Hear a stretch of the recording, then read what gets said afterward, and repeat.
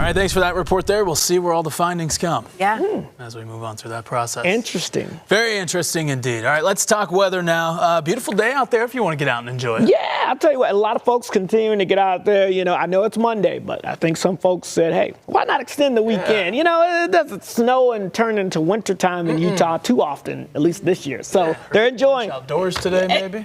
Yeah, why not? Why not? Why not go Good for that. Yeah, let that sun hit your face a little bit. Maybe brighten up your day a little bit. And we got some sunshine, but it's mixed in with some clouds out there. So it's not a perfectly sunny day or bluebird day or whatever they call it. Cobalt. It's cobalt blue sky. Yeah, that's kind of not. That's kind of like sky blue. We'll call it sky blue today.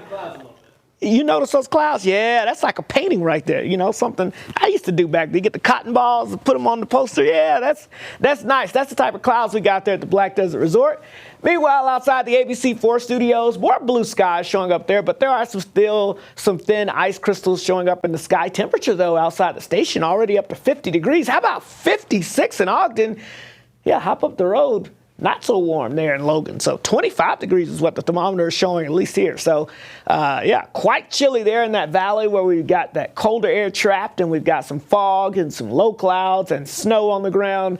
Not warm there, but we've got 40s and 50s across the rest of the state as well. All right, let's talk about your forecast for the rest of today because it's still going to be, again, an above average day for most of us. Now, Logan, you may hang into the low 40s, but the rest of us, we're going to get into the 50s, obviously. It's going to be pretty warm. I've got 56 for us here in Ogden and Salt Lake City, but of course that 56 in Ogden may have to be boosted to maybe 58, 59, 47 degrees in Park City, 53 degrees in Tooele. Looking at about 52 degrees over towards Manila. And then as we get you a little farther south here along the I-70 corridor, 55 in Fillmore, 51 degrees in East Carbon, 53 in Castledale, and about 52 degrees in Green River. And across far southern Utah, we've got temperatures around 46 at Bryce Canyon, 67 St. George, 51 Blanding, and about 55 degrees expected in the Milford area. All right, weather map showing us those high clouds pretty much from basically I-70 and points north. A lot more sunshine across the far south, but here comes some high clouds building in from the west, so we'll see another surge that'll cover more of the state. But this high pressure helping to hold off our next storm system for now. It's an atmospheric river out here in the Pacific Ocean. You see it stretches all the way back towards Hawaii, and that's the next system that's going to be moving our way. So with these atmospheric rivers, of course, you get this narrow band of heavier precipitation that's kind of funneled in between low pressure and high pressure. And as that moisture moves up and over the terrain, it helps the mountains help to lift that moisture and squeeze out the precipitation.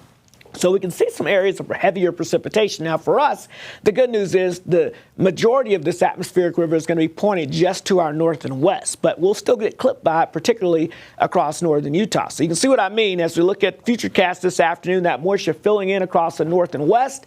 And then by tomorrow morning, we'll start to see that getting closer to the area. We could start tomorrow morning with some valley rain and mountain snow, valley rain over towards Cache Valley. And then as you get up towards the Bear River Range, could have a couple of bursts of snow showing up, but this is going to be primarily confined to the north. But as we go throughout the day, the bottom edge of that atmospheric river will try to ease a little further to the south, and that's when we can see more widespread valley rain and mountain snow showing up Tuesday afternoon, and that'll continue Tuesday night into Wednesday morning. And of course in the mountains, especially above about 7,500 feet, that will be falling as snow. And then as that cold front works its way in throughout the day on Wednesday, we'll keep that chance of valley rain and mountain snow, but snow levels will actually drop by Wednesday afternoon down to about 5,500, 6,000 feet. So we could even have a couple of snowflakes there as you get up towards portions of the benches maybe. But otherwise, we're drying out by Thursday and getting ready to shoot those temperatures up by the weekend. So let's look at the rainfall totals. Again, models still spitting out some very decent totals along